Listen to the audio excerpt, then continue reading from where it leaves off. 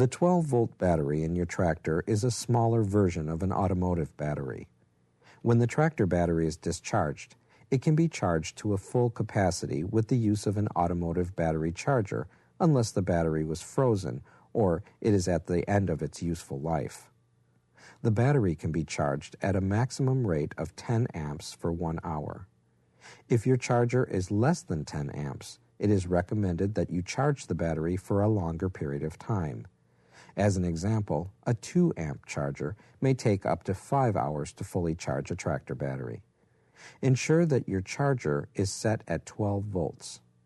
For specific details, please follow the instructions given by the manufacturer of your particular charger. The battery can be in the tractor when you charge it. Make sure that the battery charger is off and unplugged prior to connecting it to the battery.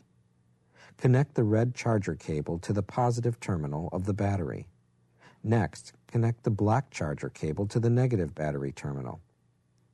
Following the instructions of your battery charger, turn on or plug in the charger.